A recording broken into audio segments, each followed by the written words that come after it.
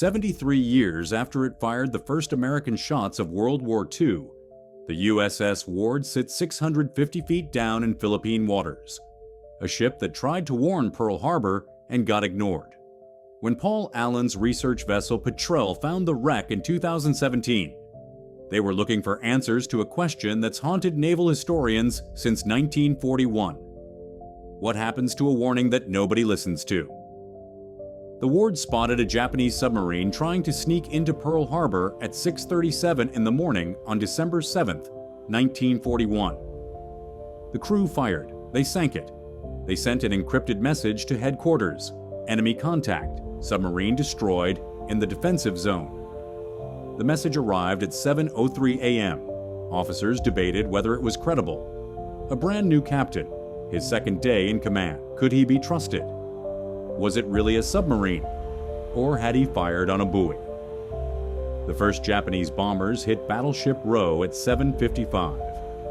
For 52 minutes, the warning sat on a desk while men argued about it. By the time anyone acted, the Arizona was burning. This is the wreck of the ship that saw it coming. And 3 years later, to the same day, it would sink in the same war it tried to prevent. In 2017, the research vessel Petrel, funded by Microsoft co-founder Paul Allen's organization, was systematically searching Ormoc Bay in the Philippines for wrecks from the Battle of Leyte Gulf, the largest naval battle in history.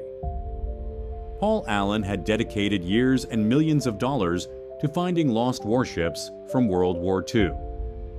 His team had already discovered the USS Indianapolis, the Japanese battleship Musashi, and dozens of other vessels that had been missing for decades. Ormoc Bay was next on the list. Ormoc Bay is a graveyard. Over 60 ships went down there in late 1944 when American and Japanese fleets tore each other apart in a final desperate struggle for control of the Philippines. The seafloor is littered with destroyers, transports, cruisers, aircraft, and the debris of one of the most brutal naval campaigns ever fought. The Petrel's sonar detected a Wickes-class destroyer profile lying in the silt at approximately 200 meters depth, over 600 feet down. 314 feet long, narrow beam, the distinctive four-smokestack silhouette of a World War I-era ship that had been dragged back into service when America ran out of modern vessels. These ships were mass-produced in 1918 to hunt German U-boats in the Atlantic. Over 100 identical hulls, built fast and cheap, then mothballed when the war ended. Most sat rusting in reserve fleets for 20 years until 1941, when the Navy suddenly needed every hull it could float. At that depth, the wreck required advanced ROV systems to explore. No diver could reach it. The cameras went down instead. Sophisticated remotely operated vehicles equipped with high-definition cameras and powerful lights to penetrate the darkness. The ROV footage confirmed the identification. Hull number DD-139, later redesignated APD-16, USS Ward. The bridge structure is partially collapsed. The wooden components rotted away decades ago, but metal fittings remain. Voice tubes, instrument housings, the skeletal framework of what was once a functioning warship. What struck the researchers immediately was the damage pattern. The hull shows massive trauma amidships. Plating peeled back, bulkheads crushed inward, the unmistakable signature of an explosive impact. This matched the historical record perfectly. Kamikaze strike, December 7, 1944. But it was the date that made researchers pause, exactly 3 years after Pearl Harbor. 3 years to the calendar, day after the Ward fired the first American shots of the war. The kind of coincidence that feels like it means something, even if it's just the universe's sense of timing. The Ward wasn't supposed to be mysterious. The sinking was well documented. Kamikaze attack during the Ormoc Bay operation. Crew evacuated. Ships scuttled by friendly fire from USS O'Brien to prevent Japanese salvage. a minor footnote in a war full of bigger disasters and more famous ships. But what the wreck represents is harder to quantify. This was the ship that gave the warning. The ship that did everything right. Detected the threat, engaged it, destroyed it, reported it. And still couldn't stop what came next. The Navy knew there was a submarine in the defensive zone an hour before the attack began. They knew the Ward had fired on it. They had the report in writing, time-stamped, encrypted, delivered through proper channels. And they didn't act. The question that haunts the wreck isn't about what the Ward did. It's about what happened to the information after the Ward sent it. December 7, 1941, 6:37 a.m. The Ward was on routine patrol outside Pearl Harbor when a lookout spotted something wrong. A small conning tower following the supply ship, USS Antares, toward the harbor entrance. Standard procedure required incoming vessels to radio ahead for clearance. This one hadn't. It was just trailing the Antares, using the larger ship as cover, trying to slip through the defensive submarine net that protected the harbor mouth. The executive officer woke Lieutenant William Outerbridge, the ship's commanding officer, who had been asleep in his cramped cabin below the bridge. Outerbridge had taken command of the Ward just 48 hours earlier. He was 35 years old. This was his second day as a ship's captain. He came to the bridge in his bathrobe, looked through binoculars at the dark shape cutting a white wake through the pre-dawn water, and made the call. Commence firing. At 6:45 a.m., gun number 3 fired a single 4-inch shell. The gun crew had been drilling for months, but this was the first time they'd fired at a live target. The shell covered the distance in seconds and hit the conning tower of a Japanese Kohayoteki-class midget submarine at the waterline and punched straight through. The thin hull plating, designed for stealth rather than armor, offered no resistance. The submarine shuddered, rolled to port, began trailing a slick of oil and air bubbles, and slipped beneath the surface in 1,200 feet of water just outside the harbor entrance. It would not be found again until 2002, when a deep-sea survey team using advanced sonar located the wreck with a shell hole exactly where Outerbridge's crew said they'd hit it. The physical evidence matched the report filed 61 years earlier, down to the precise location of the impact. Outerbridge sent the message immediately. "We have attacked, fired upon," and dropped depth charges upon submarine operating in defensive sea area.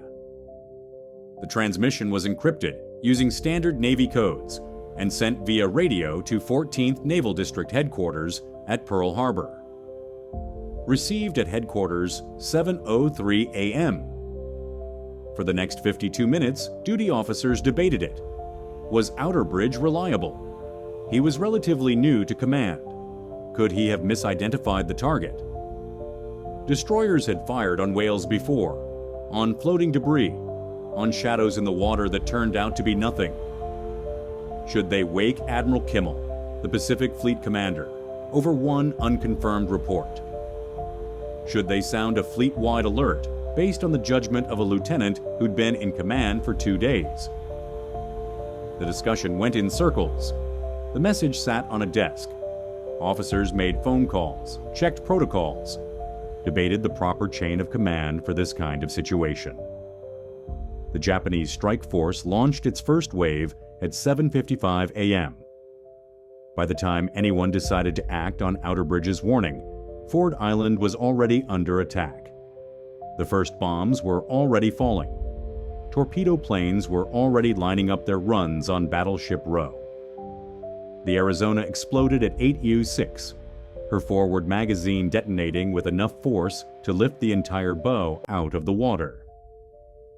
She sank in 9 minutes, taking 1,177 men with her. Most never made it out of the compartments below deck. They were trapped when the hull settled into the harbor mud, entombed in a ship that became their grave. The Oklahoma capsized after taking multiple torpedo hits. The West Virginia settled into the mud, half her crew dead. the California, the Nevada, the Tennessee, all took hits within minutes. 2,403 Americans died that morning. Another 1,178 were wounded. The Pacific Fleet's battleship force was crippled. 8 battleships damaged or destroyed. 3 cruisers hit, 4 destroyers damaged. Nearly 200 aircraft destroyed on the ground. The Ward had given them almost an hour. It wasn't enough. The Ward survived the war's opening day. She'd been at sea during the attack, still patrolling outside the harbor when the bombs started falling. Her crew watched the smoke rise over Pearl Harbor from miles away, knowing they'd tried to warn them, knowing the warning hadn't been enough. She spent 1942 and 1943 on patrol duty in the Pacific, hunting submarines, escorting convoys, doing the unglamorous work that kept supply lines open. Then, in late 1943, she was pulled into Mare Island Navy Yard in California for conversion. The Navy desperately needed fast transports to move troops during island-hopping operations. Destroyers were fast, maneuverable, and could get into shallow water that larger transports couldn't reach. So they started converting obsolete destroyers into APDs, high-speed transports. The conversion was brutal. They stripped out the Ward's torpedo tubes and depth charge racks. They removed half the boilers to make room for troop berthing compartments. They welded bunks into every available space, turning a warship designed for a crew of 100 into a transport that could carry 200 soldiers plus equipment.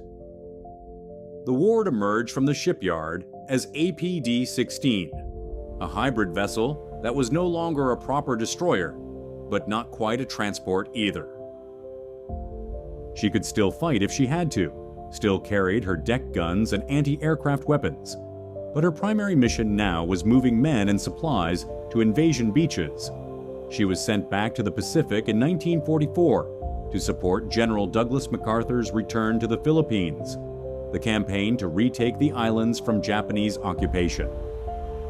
By late 1944, the Ward was running troops and supplies to Leyte Gulf, shuttling between rear area bases and the invasion beaches, unloading soldiers under fire, providing naval gunfire support for Army units fighting inland.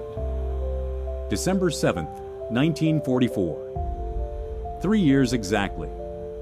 The Ward was operating off Ormoc Bay on Leyte's western coast, providing fire support for troops trying to secure the beachhead. The fighting on Leyte had been brutal. The Japanese were defending every hill, every village, every meter of ground. American casualties were mounting. The Navy was losing ships to kamikaze attacks almost daily. Kamikaze attacks had become terrifyingly routine by this point in the war. Japanese pilots, often barely trained teenagers, would strap themselves into fighters loaded with bombs and dive directly into American ships. It was a tactic born of desperation, a final gamble by a military that was losing the war and running out of options. The attacks were devastatingly effective. Conventional bombs could miss, torpedoes could be evaded, but a kamikaze was a guided missile, a human being steering a bomb directly into the target. If the pilot was determined enough, skilled enough, or lucky enough to get through the defensive fire, he would hit.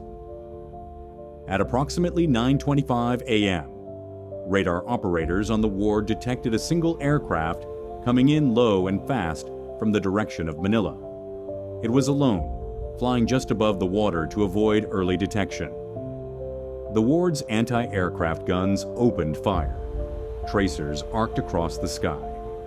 Other ships in the area added their fire, filling the air with explosive shells.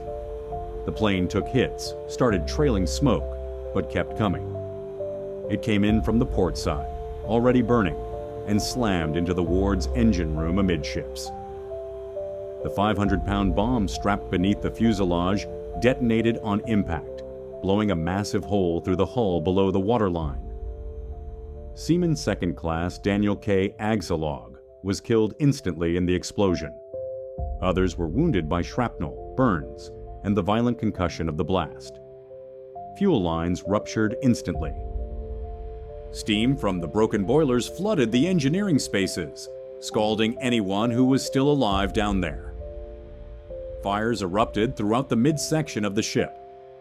Seawater poured through the torn plating. The Ward took an immediate list to port as thousands of gallons flooded into the hull. Damage control teams responded within seconds, trained responses kicking in automatically. They sealed bulkheads to contain the flooding. They fought the fires with handheld extinguishers and water hoses. They tried to counter flood on the opposite side to correct the list, but the damage was catastrophic. The main steam line had ruptured, killing power to the pumps. Without pumps, they couldn't control the flooding. Without power, they couldn't effectively fight the fires. The engine room was completely flooded within minutes. The ship was dead in the water, listing heavily, burning. At approximately 9:55 a.m., the captain gave the order no commander ever wants to give: abandon ship. USS O'Brien, a destroyer that had been operating nearby, came alongside to evacuate personnel. The transfer was orderly, disciplined, exactly the way Navy training said it should be done. The wounded went across first, then the rest of the crew followed in organized groups. Once the survivors were clear, O'Brien's captain followed standard procedure for disabled ships in combat zones. The Ward couldn't be towed, couldn't be repaired, and couldn't be left floating where the Japanese might salvage her for intelligence or propaganda purposes. O'Brien's 5-inch guns fired several shells into the Ward's hull below the waterline, opening additional breaches to speed the sinking. The goal was to get her to the bottom quickly, before enemy forces could reach her. The Ward sank bow first in approximately 12 minutes, sliding beneath the surface of Ormoc Bay stern high, her propellers still visible above the water for a few moments before she disappeared completely. Most of the crew survived. One man was killed in the attack, several others wounded, but the evacuation was successful. The survivors made it off the ship and were picked up safely by O'Brien. The wreck now shows exactly what you'd expect from that sequence of events: catastrophic explosion damage amidships from the kamikaze impact, additional hull breaches from the scuttling charges, structural collapse from 73 years of sitting on the seafloor at significant depth. There's nothing mysterious about the physical evidence. The damage matches the historical account.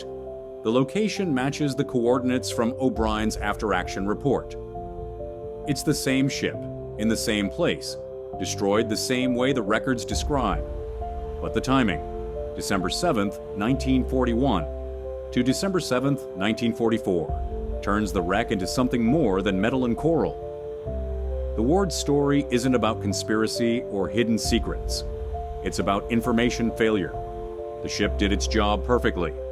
The crew spotted the threat, engaged it, destroyed it, and reported it through proper channels with precision and speed. Every step was textbook. Every procedure was followed correctly. The system failed anyway. 52 minutes is a long time when you're trying to stop a surprise attack. Long enough to scramble fighters from the airfields. Long enough to get ships moving, dispersing them so they wouldn't all be clustered together in the harbor.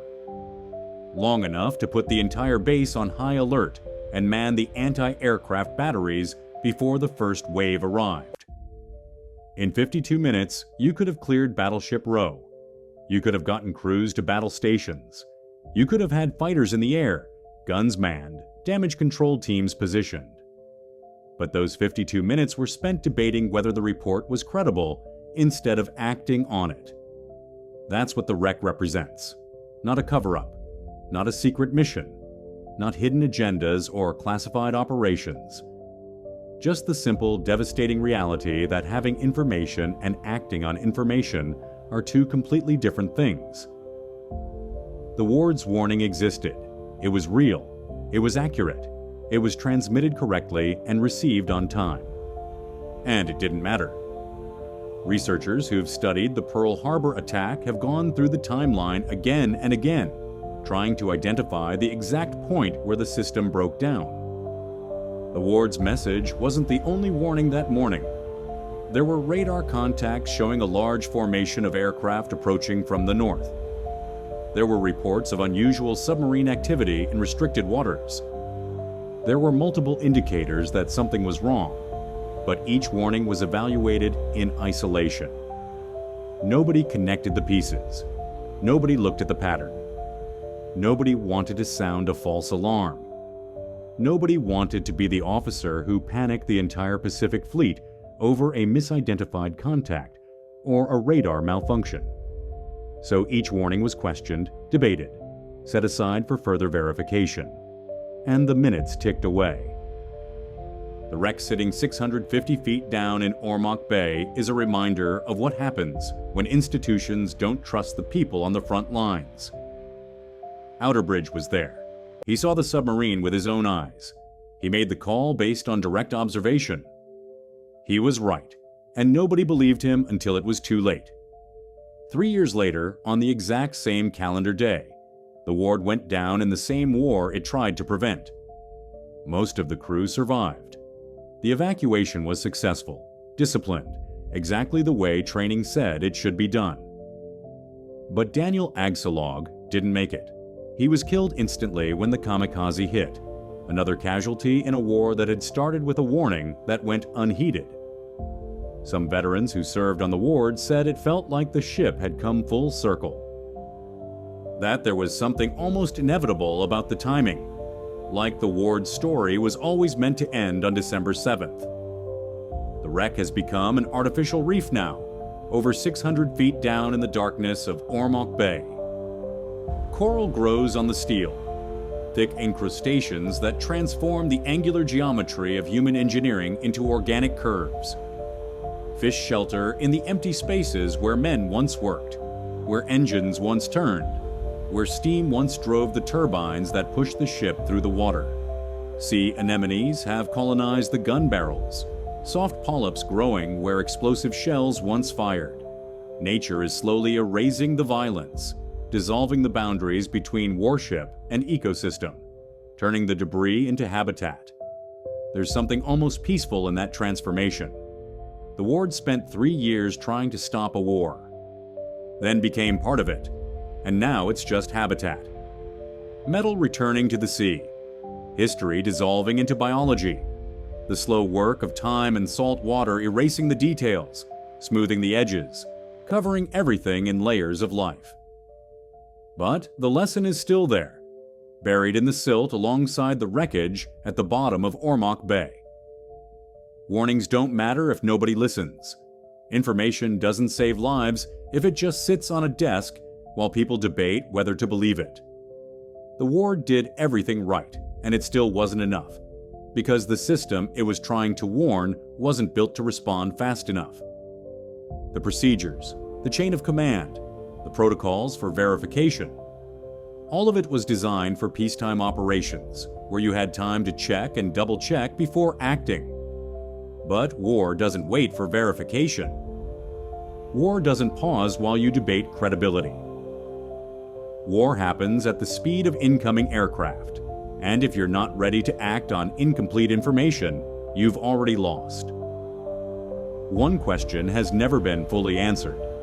If the Ward's warning had been taken seriously immediately, if someone had sounded the alarm at 7:03 a.m. instead of waiting to debate it, how many of those 2,403 lives could have been saved? We'll never know. The moment is gone, lost in the same water that now covers the Ward's hull 650 feet down. But the question remains, echoing through 73 years of history, asking us what we would do differently if we had the chance. The Ward's wreck doesn't provide answers. It just asks the question, over and over, to anyone willing to listen.